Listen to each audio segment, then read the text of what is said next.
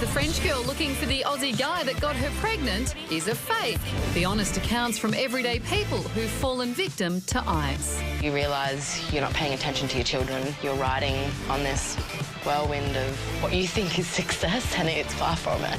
Could a drawing of a penis save someone's life? And our homegrown hero in Hollywood, Hugh Jackman, is our very special guest. Your news delivered differently. This is The Project.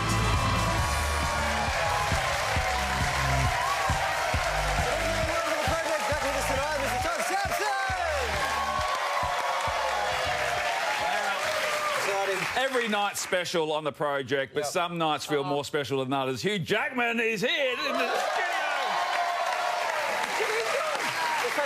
It's so special. He's not... You could have dressed up for the occasion. You're not even wearing a special T-shirt. Formal wear. There's no irony. Where's the ironic comment? There's no irony. It is what it is. You've gone homebred. This is not the ABC. You don't need to... I will formal wear Maybe tonight. we'll get some white out and Hugh Jackman can sign it, and then that will make it a special That will make it a special T-shirt. All right, before Hugh Jackman, let's see what's making news this Wednesday, the 2nd of September. And a sluggish economic report card has seen the Aussie dollar dip below 70 US cents for the first time in 6 years. Official figures show Australia's economic growth slowed to just 0.2% for the June quarter. That's the weakest growth rate since the Abbott government was elected. But Treasurer Joe Hockey remains upbeat. We're not complacent at all, but I tell you what, the Australian economy is showing a deep resilience that people in Canada and elsewhere would die for. Newly released security footage shows the moment a Sydney shop owner got the better of an armed bandit with a broomstick. The owner fought back after the robber threatened him with a knife last week and demanded cash from the till. He took off empty-handed. The search for him continues.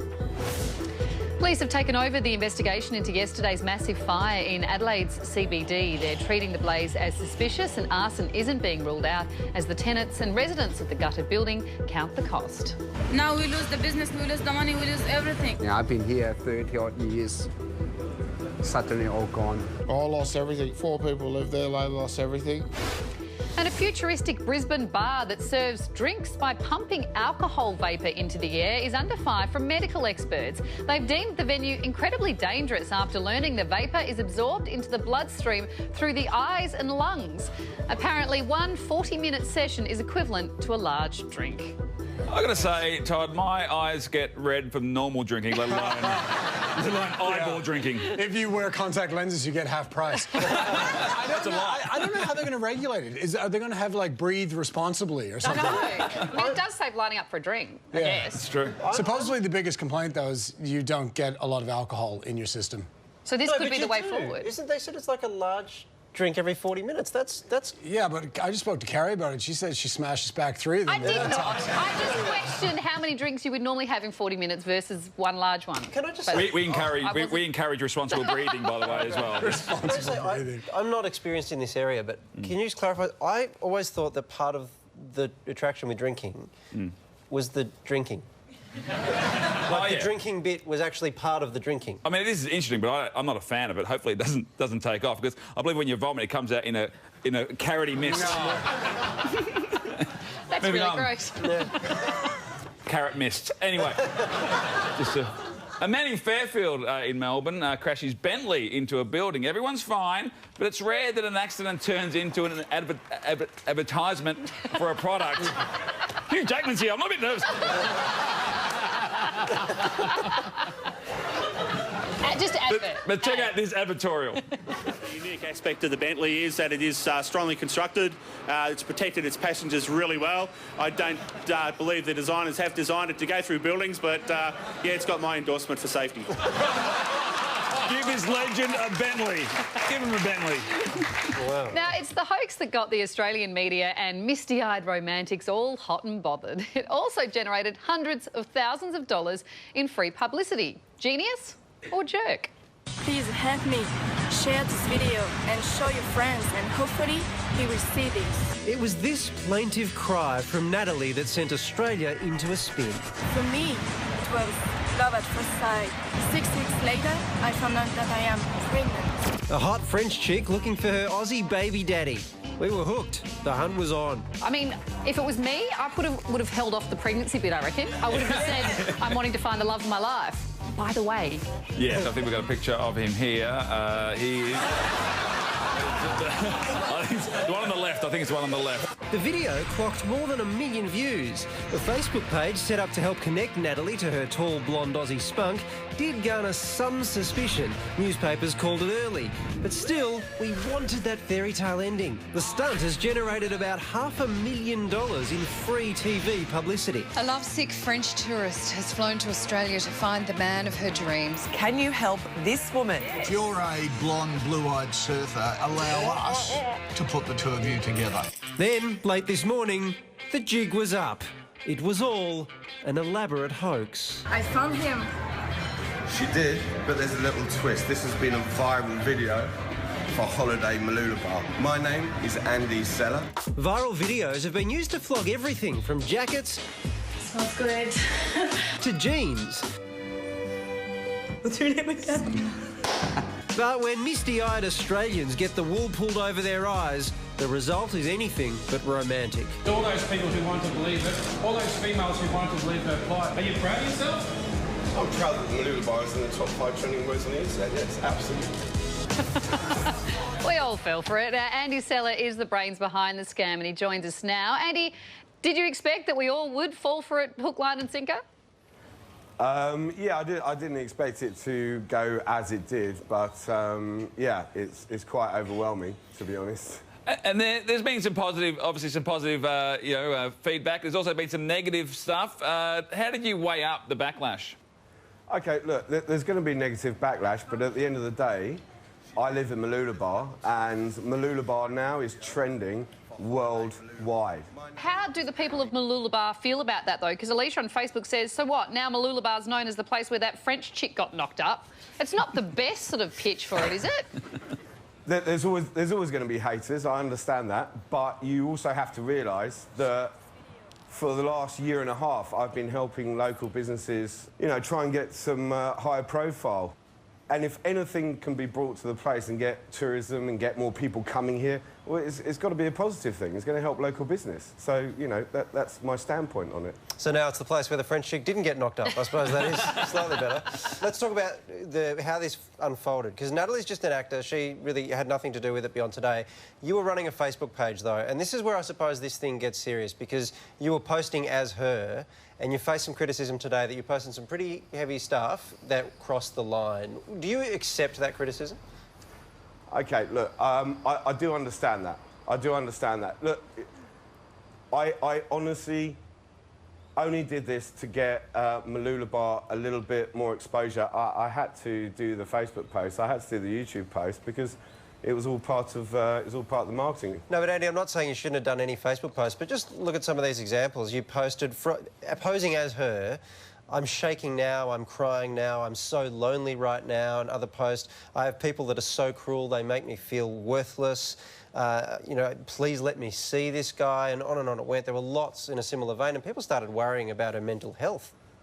OK, yeah, at the end of the day, it's a viral video. If it didn't cause controversy, if it didn't cause people to go to the office the next day and talk about it, then it wouldn't work. Well, you certainly got people talking. All right, Andy, thanks for your time tonight. Thanks.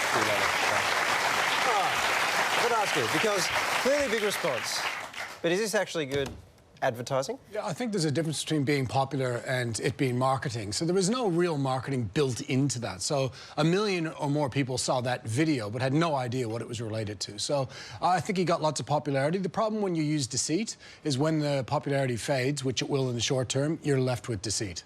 But Mooloolaba is still beautiful. It's even a when beautiful place, yes. This is a plug for that place. I've also heard the girl's Belgian. I'm furious. Oh. Yeah, I'm furious. I'll tell you somebody who's relieved. I think I picture. All right, we have to go to a break. Back with more after this. Coming up, which movie have critics voted as the best flick from the past year? And it's probably the funniest and most pointless thing you can draw in under 3 seconds. So how can these doodles help shine a light on a very important cause? This is The Project.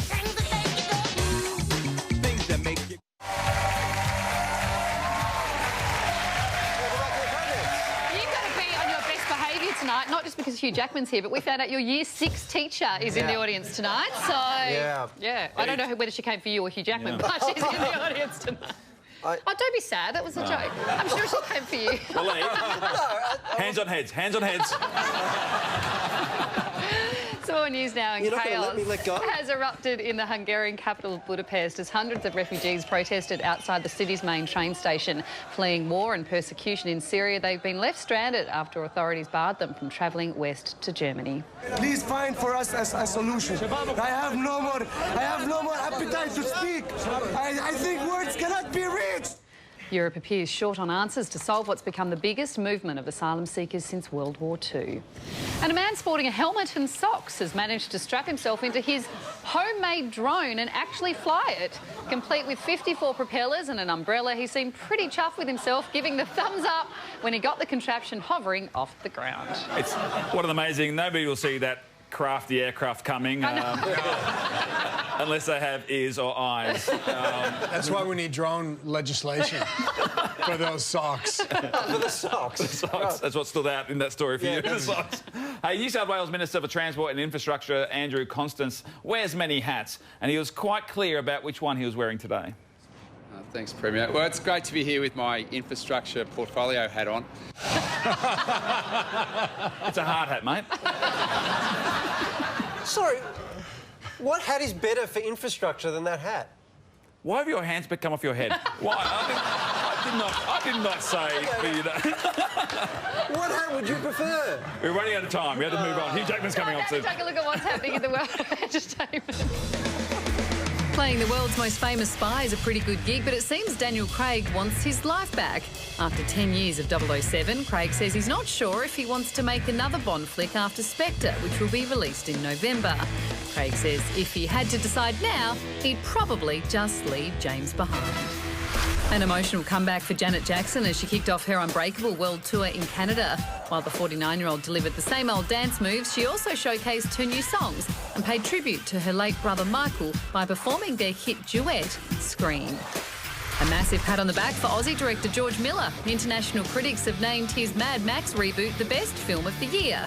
Fury Road will be given a special screening when the critics get together at the San Sebastian Film Festival in Spain later this month.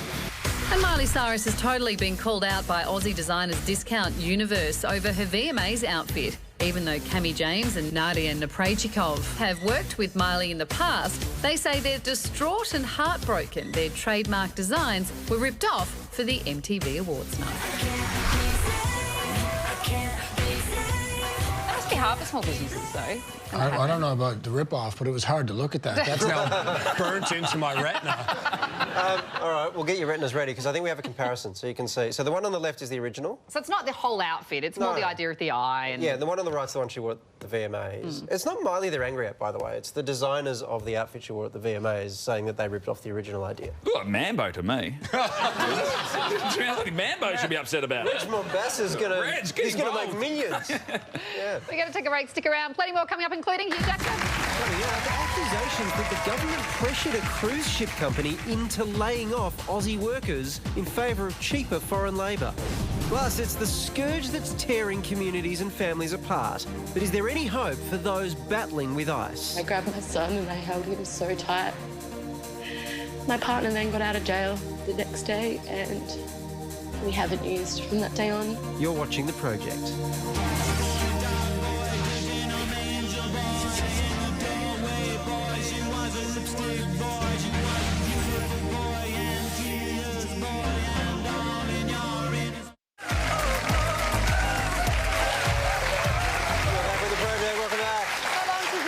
Joins us, but for now, very happy story. It's a meeting 4-month-old Sophie Rowe won't remember, but one her parents will never forget. They've been reunited with the 2 Victorian paramedics who saved Sophie's life when she went into cardiac arrest at just 7 weeks old. She had an undiagnosed heart defect, but this is a story with a happy ending. She's back at home and feeding and sleeping and doing everything a little baby should. So, yeah, couldn't be happier to see her in such a good state.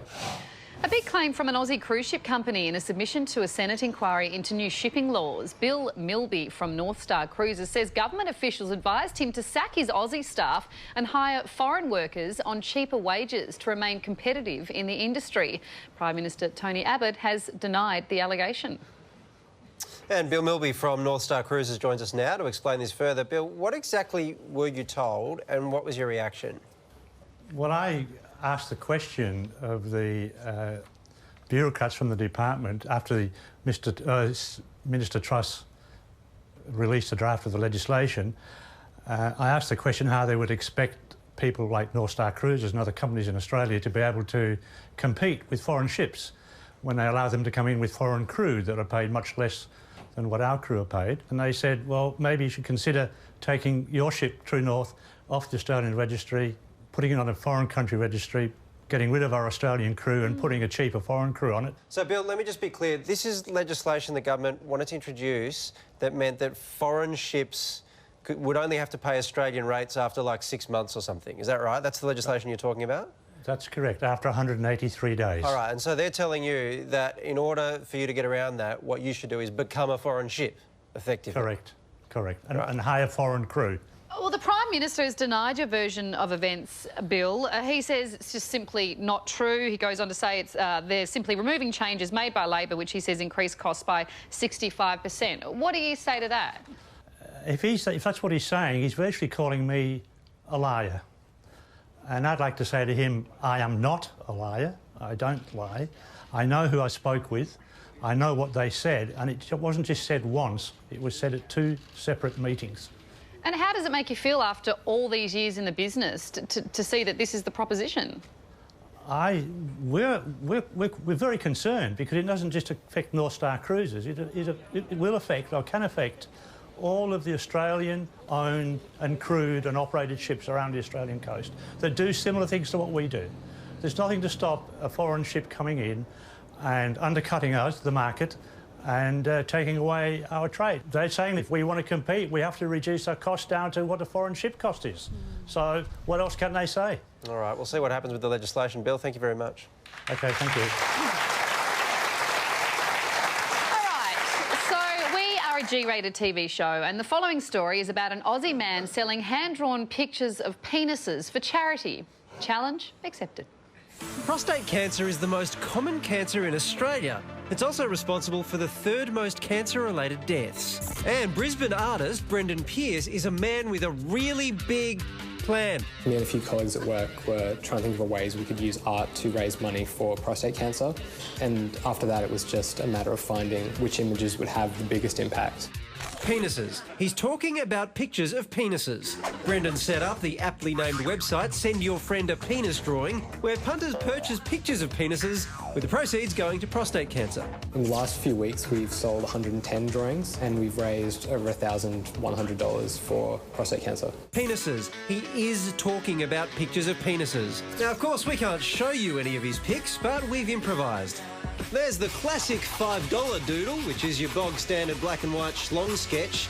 Calm down, people, it's a cucumber. The $20 full-colour El Presidente, and then the $500 Taj Mahal of penis drawings, which is actually the Taj Mahal, but with dongs instead of domes. Prostate cancer is a taboo subject, so I really applaud Brendan for coming up with an innovative and quirky campaign to get men talking about it. Now, dick pics have been getting mankind into trouble for millennia. Remember that time Carrie accidentally held up her own hand-drawn doodle? Brendan, how much would you say this impressive piece of TV memorabilia would fetch? Well, Lee, a piece of art of that scale, just priceless.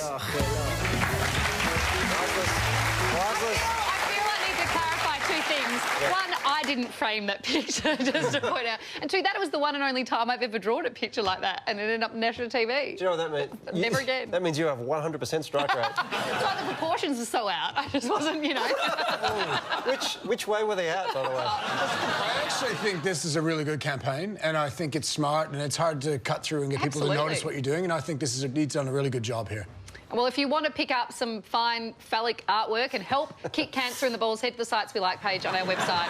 All the details are there. Yeah, some people don't want their private bits drawn, particularly in certain situations. Like this bloke in the background of a soccer change room of Hume City after their win over Sydney Olympic. How much ice does he have down his pants? How many times did he get kicked in the nuts? That's a lot of ice. Definitely the goalie. Is the goalie? Yeah, definitely the goalie. Why the goalie? Because only the goalie comes out with his legs splayed like this and he's kicked in the nuts. If you have just joined us, here's what's making news this Wednesday, the 2nd of September. In dramatic scenes at a Brisbane school today as 2 demountable classrooms were destroyed by fire. Teachers at the Maple Park State School tried to fight the blaze but were forced back by the heat and flames. 5 students were treated for smoke inhalation. The fire became very intense very quickly. Any sort of thing could have started this off, unsure of exactly what it was. Melbourne commuters could be facing 2 days of travel chaos as the rail union pushes ahead with industrial action. Trains will grind to a halt for 4 hours on Friday, but a stop work meeting tomorrow is also expected to impact the morning peak. I'm very hopeful that we can work together with the union to try and avert any disruption tomorrow morning, and we are in discussions with them on that right now. Pope Francis has thrown the cat among the Catholic pigeons. He's decreed priests can forgive the sin of abortion throughout the Year of Mercy, which starts in December. But the pontiff has stopped short of changing the Church's official anti-abortion stance. And it seems Ecuadorian officials have a few ideas, they did, about how to smuggle Julian Assange out of their London embassy. Leaked documents reportedly revealed they considered disguising him in fancy dress or even having him jump across the rooftops of Kensington to a helipad. I don't think you can just come out in fancy dress from the Ecuadorian embassy. I think you've got to find other people, like make it a crowd thing. Like this is an example. I think this could work. I think if Julian Assange, like that's fine. I think that is Julian Assange. Yeah, the rooster. They're jumping over there. I think that is Julian Assange making a run for it. Do you know what? That's not a stupid idea. I know. Thank you. No, seriously, because I interviewed a guy on the day that he went to the Ecuadorian embassy. I interviewed a guy who's done this before, like got people out of these situations. And the thing he suggested to me was they should send 100 people into the Ecuadorian embassy, 101 people walk out wearing the same mask. The police can't arrest any of them because the chances of them being Julian Assange are really low. Oh. And he nicks off to the helipad. Well, you need to get in touch with them and... Well, you've said it now, but it would have been good. Or Madame Tussauds goes into the Ecuadorian and comes out. If he can be really still... Yes. And just run. I wanted to leave you hanging there for quite a while. Anyway. All right, to something very serious now. We often think about ice addicts, but it's easy to forget that they have families as well. And tonight we meet some Aussie families struggling with the burden of this insidious drug. She spat in my face one day, and that's not my daughter. That was the most horrible feeling, having my daughter spit in my face. 23-year-old Amy was barely a teenager when she first tried ice. It makes you feel amazing, but little do you realise you're not paying attention to your children, you're not caring about your family events, you're riding on this whirlwind of what you think is success, and it's far from it. It was like she'd effectively taken her brain, her heart, her morals, everything that was her, and handed it over to the drugs. But when Amy started dealing, she realised her habit may end up killing her. A group of people came and got me from a house one day and held me hostage for over 5 hours, beating me, trying to drown me, burning me with cigarettes, stripped me naked. Surviving the terrifying ordeal was the catalyst for change. The mother of 3 has now been clean for over 2 years. I grabbed my son and I held him so tight. My partner then got out of jail the next day and we haven't used from that day on. An estimated 1% of Australians use crystal meth, the drug that grabs headlines for turning users into violent, psychotic junkies. But drug experts say those extreme images are the exception. Most drug users look normal, act normal, are struggling with life's experiences just like the next person. I'm more than just an ice user, and being put in that box of the girl in the dark room picking at her skin, it makes me feel a lot of shame, and that just perpetuates the cycle. Emily comes from a supportive middle-class family and was introduced to crystal meth a year ago. I use drugs as a coping mechanism like most people. Without it, I feel a lot more vulnerable. Emily has a $500 a week habit and says she wants to quit. Although I know it's destroying my life and my relationships, to me it's almost easier than facing up to that black wall. Last month, Tasmanian Senator Jackie Lambie revealed the devastation ice had brought to her family. I'm a Senator of Australia and I have a 21-year-old son that has a problem with ice. She spoke for many mums when she said she didn't have the answer, but knew something had to change. I'm not talking to my son anymore, I'm now talking to a drug. And I can tell you, I'm not the only parent out there. There is thousands of us. Evelyn Gordon's 35-year-old daughter is addicted to ice for the second time in 14 years. I've been down this road before. And I thought we'd won it. I really thought we'd won it. But we didn't. It was only borrowed time. She says the challenges are much greater in regional areas and is pushing for dedicated ice care centres to ease the load on hospitals and families. The answer is to rehabilitate and to give these people chances in society. Because if we don't do that, we are going to have a generation of zombies. As the National Task Force on Ice prepares its final report, the independent senator is drumming up support for parents to have the power to force their ice-addicted children into detox. I can't involuntary detox my own son. It's a concept that many say won't work. We've got to move away from the idea of mandatory rehab. If people aren't ready to go and even ready to admit they have a problem, then it's just going to be a massive waste of time. And it's going to do irreparable damage to those family relationships. But former users like Amy say parents should do everything they can to support their kids. I'm hoping I can save someone's life. I'm hoping I can tell a mother that it's okay. If your child has an ice addiction, you need to speak out. You need to let them know you know.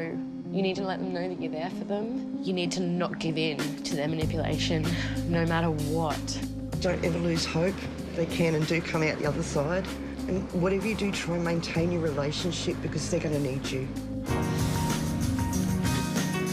It's been a common theme in the last few weeks reading about these stories that families desperately want to help. They just do not know how to help. The impact on the family is just enormous. And public awareness is very, very difficult. I once did some research with Ice Addicts campaign, obviously anti-ice, and in the middle of the research, the fire alarm went off in the building and we were evacuated. And what had happened is one of the addicts, while watching the ads that we were showing them, needed to use so badly, went to the toilet and used and set the alarm system off. It's incredibly complicated, a lot of stereotypes and a lot of guilt among the parents, but it's a very, very important thing to get on top of.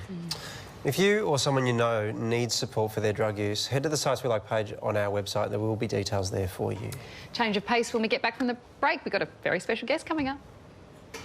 Up next, get excited, Australia. Star of the fairy tale epic Pan, our very own Hugh Jackman joins us for the rest of the show, right after the break. This is The Project.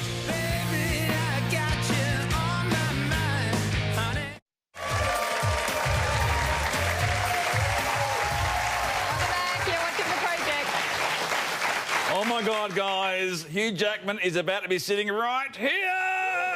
Hugh Jackman is one impressive specimen of human being, or mutant, depending on what you're watching. What kind of monster are you?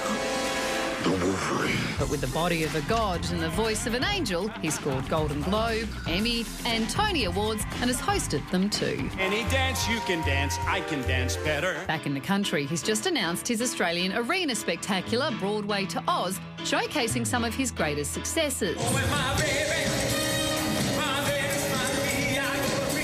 But if seeing Hugh on the silver screen is more your thing, get excited and scared as the man we love stars as the dreaded Blackbeard in new action-adventure flick Pan. Welcome to Neverland!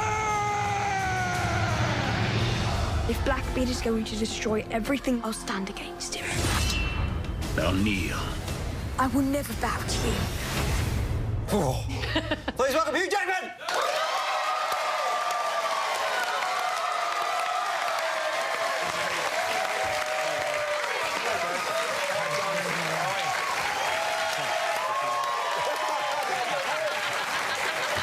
Sorry, mate.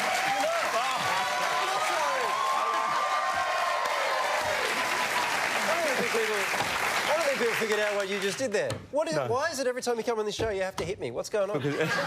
James McAvoy started the game, and every time I see him, he gets me before I can think about it. And so the game is basically, if you can make someone look at this sign below your hip, please don't tell me all of you looked at it. Then I have to punch each and every single one of you. And then there's a lawsuit, there's a whole thing. Anyway, so I got you last time and I just thought I had to get you again. But I thought you were just doing like a gag. Yeah. And so I played along and then you punched me again. That's it, mate. We play for real. Last time you were here, you caught the train here. Did you tram it today? What was your mode today? No, I'm moving up. No. That was just a publicity. No. Yeah, right. No, it was that was the quickest way to get here last time. But today, no, I took the bulletproof. Yes, the chopper. So it doesn't matter how you get here, you're still going to punch people. All right, fair enough. Congratulations on the film. Thank you, mate. And what I love is that it's an origin story. So it's how Peter Pan became Peter Pan. Yeah. And it feels like there's a lot of this happening. I mean, the Wolverine ones, you did Batman origin stories. Yeah. What's so special about the origin story? Well, this script actually, I just found out existed on the Blacklist, which is the best list of American movies that have not been produced. And someone put together this list, like, it's the great underdogs of Hollywood. And someone found this script that Jason Fuchs, 26-year-old guy, made about as a prequel for Peter Pan. And it's really smart. I think what people love about it is we just assume Peter Pan, you know, green tights, he can fly and all of that. But how did he become Peter Pan? How did James Hook become Captain Hook? And so there's some cool things for audiences. Obviously, everyone knows Peter Pan, for them to kind of discover about the story they love, and it's also got great adventure. It's, you know, it's a world like you've never seen before. I just think it gives people really something to chew on and gives them just fun. And the way they deal with Hook is brilliant. Like, I love the way they conceive of that character. Yeah. But you play Blackbeard. Yes. Now, I was not aware that Blackbeard was part of the Peter Pan universe. But if you look at page 53 of J.M. Barrie's book, which I didn't want to be Marlon. You know, Marlon Brando famously turned up on Apocalypse Now having never read the book, right? And he's getting $1 million a week and he never read it. So I thought I'd better read J.M. Barrie's book. And first of all, every adult should reread that book. It is unbelievable. Page 53, I'm reading through and I said, oh, Captain Hook learned his trade as the bosun for Blackbeard. I'm like, there it is. My research is done. I'm done. No, so that was it. That's the only time it's mentioned, and then that's... And so Jason saw that and went, oh, that's cool. So if we're taking Hook back to before he became Captain Hook, let's have Blackbeard as sort of the main villain. Now, so there you go. Blackbeard was terrifying and intense. Did you have any kind of tricks to get into character? I mean, the outfit you wore was remarkable. In the beginning, for a few minutes, I thought, where's Hugh? I actually was the greatest, in a way, for my kids, the greatest 6 months of my life, because I was not recognised at all. No. I mean, I remember going to an event somewhere and I was the guest of honour. I was actually hosting the event and the security guard turned me away. And I'm like, no, the list, mate, check the list. He goes, pal, come on. Not dealing drugs around here, mate, move on. But it was kind of awesome, but... There was one event you were recognised at. You can't go to Wimbledon with that kind of get-up and not be recognised. You're on, I think we got a shot of it. That's you at Wimbledon. The Queen freaked out. What's it like? Wow. I mean, obviously you had the mutton chops for Wolverine, but that's a pretty intense thing to be living with for, you know, months. It was awesome. Yeah, I bet. Everyone should shave their head at some point in their life, go for a swim. It was fantastic. And I actually took the kids to Disney World for a 3-day kind of thing, and Ava said, I really want to go with my friends. I said, oh, Ava, you know, it's going to be hard. I'm going to be recognised. Yeah. But no one recognises except there was this one girl. We went on one water slide 100 times, and every time she looked at me, she's like a real stoner girl, and she was looking at me like this, just sitting back, and she goes, man, dude, you look like a pirate, dude. And I said, I am a pirate. She goes, you go, pirate, go. Well, this pirate, you're sticking around for the rest of the show, which is great news. And we want you guys to give us some questions. Tweet us at the Project TV if you want us to ask you something. #AskQ, and we will ask you. We'll see you on the other side of this break. Here we are. Think you love a good story? Not as much as this literature-loving little one. And they've heard it all before, so which sickie story is your boss likely to fall for most? That and more responsible journalism after the break. This is The Project.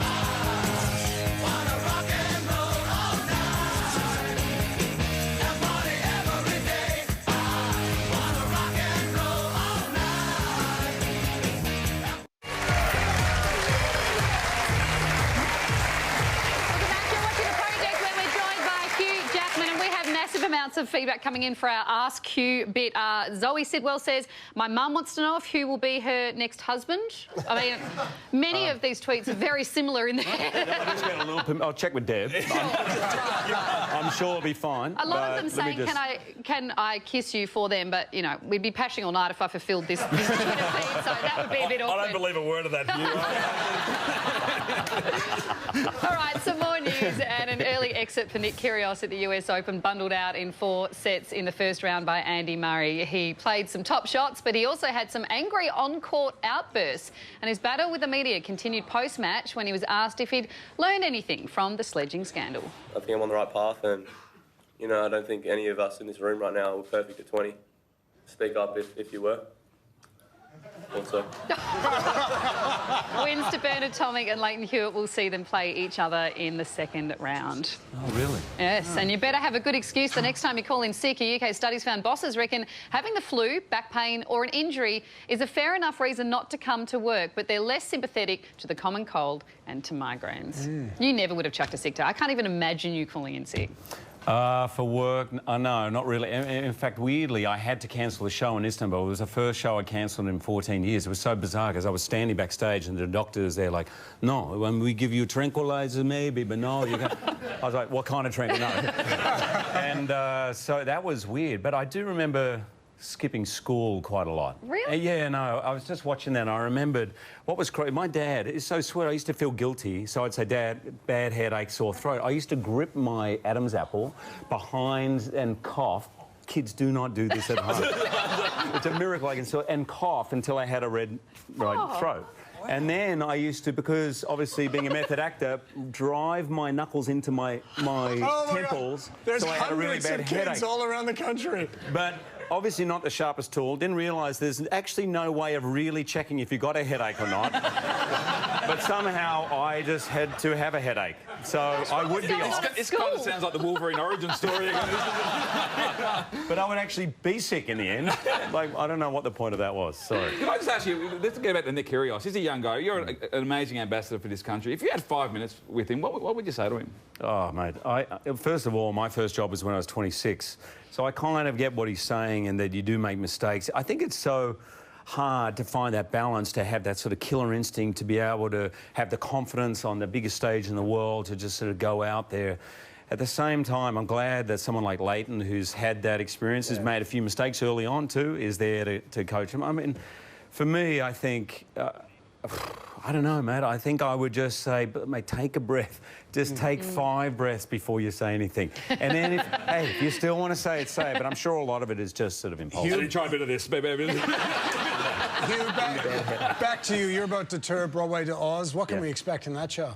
So the genesis of this show was back on Broadway, which was about 3 or 4 years ago, and I did a theatre show, and it was all sort of my favourite songs from shows I've done, you know, Les Mis or Boy from Oz, a number of things, and also songs that I've always wanted to do but haven't been able to. So here we're doing it in arenas. We've got 35-piece orchestra, we've got singers, we've got dancers, choirs. There's like 150 people. It's going to be sort of a big spectacular, and it's basically all about me. It's what I love to do, and you'll all bloody well enjoy it. So, yeah. I can't wait to see the Wolverine fans turn up to that. That's going to be amazing. Yeah, that'll be interesting. There always are. I look out at the beginning, and I make a little mention, obviously, of Wolverine, and, you know, he gets a bit of play now. I don't want to give too much away. And you hear him, Wolverine! And then I look at him and say, it's going to be a long night now. Sitting through Oklahoma, they've got the boy from Peter Allen, like, where's Wolverine? I saw you in December in the River on Broadway. You're amazing. Congratulations. But there's one part of it where you are on stage in almost darkness, spotlight coming down, and you are preparing a fish to be eaten. And you're actually gutting the fish and you're cutting it and you're seasoning it. And it goes for about 6 or 7 minutes. You just doing this. And you could hear a pin drop, and then there was 2 like older New York Jewish ladies behind me, and I just went, oh my God, that guy can do anything. But it was like, there was a real sexuality to it. Like, I had had some tingles. You know? Yeah, you had tingles? Tingles. Thank you, mate. No, it was a rare moment. I remember a couple of times someone would yell out, "I'll have a red wine, please." I don't like why people would yell out all the time, but it was a long time just to stand there on stage. I loved it. I went home with dinner every night. Are you as good at... You're obviously a cook. I saw a pic of you with Russell Crowe doing a bit of barbie. That was not me barbieing. That was Russell barbieing. Is he any good at the barbie? He's always... he's placed many, many times, and he's a very good barbecuer. I had a message from him the next day, said, "Mate, I think I might have overdone the chicken." And I was like, "No, of course you didn't." And I was like, "You actually did." Better to be overdone than underdone when it comes to chicken, though. Always, always best. Always safe. I just love the sensual fish. When we're doing an adults-only version of MasterChef, we'll give you a call. Oh, seriously. We do have to take a break. We're still taking your questions. Hashtag AskHugh. We've got more of you coming up. See you soon.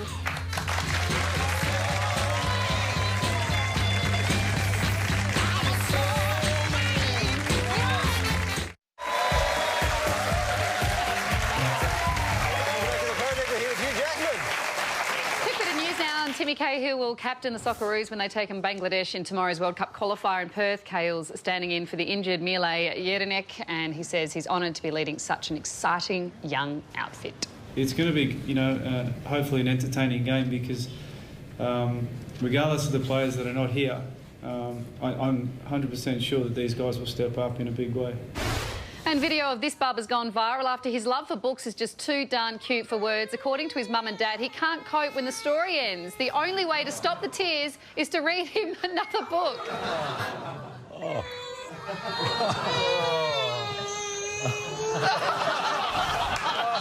Face plant. Yeah, not my kids. But you would have been great to have as a dad reading a story to you. You would have done all the character voices and surely... I know, I try to read them and they're like, nah, not so much. Not even Peter Pan? We do make-up stories. Right. They're called Oompa Loompa stories. It's just basically a lot of wrestling and tickling, stuff like that, yeah. But I don't get that reaction. No. Dad, get out now. That's it. You can go. Now, I should say, this Ask Hugh thing has gone nuts. Is it? It's the #1 trending topic in Australia on Twitter. No surprise. Wow. Yeah. I hear you're a big fan of social media too, so... I think it's great. I was very reluctant to get into it. Yeah. But now I kind of get it. And I find... And actually, you're asking in the break about paparazzi. It has kind of died down since social media because I can kind of, in a way, give a better shot than they can get. Yeah, right. Don't set him aside. You with your long lens over there. You should charge a lot for those shoes. Exactly. All right, so let's get to some questions. Dave, I really like this question. Would you consider playing James Bond if you were asked now? Oh, there's an approval. Or have you already been asked? I sort of have, not now, but about 10 years ago, or 8 years ago, just before Daniel took over. At the time, I was just about to do X-Men 2, and I was like, I don't think it's the right time and all that. But it was not an easy one for me to give up. So now, if Daniel's a mate of mine who's brilliant, I'd seriously consider it. Oh, wow. Oh, there you go. I've got one from Jane on Facebook. She says, I love Hugh. How does he keep his ego in check with all the success? Oh, she's so great. That's a great question.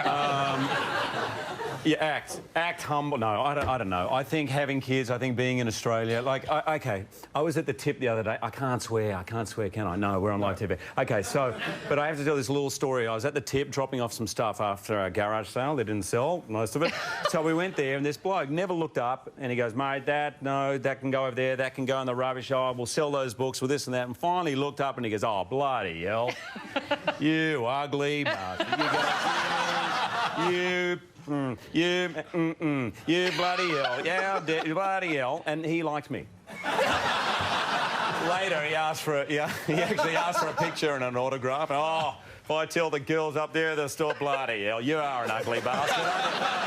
I do want to know why you're having a garage sale. Well, that's, Carly asked, have you been on the Flying Fox since the Oprah episode? No, that's one I've avoided, yeah. All these questions coming in for Ask Hugh. Ruben says, how much can you deadlift? So 205 kilos. Wow. I've got you pipped. I'm 26.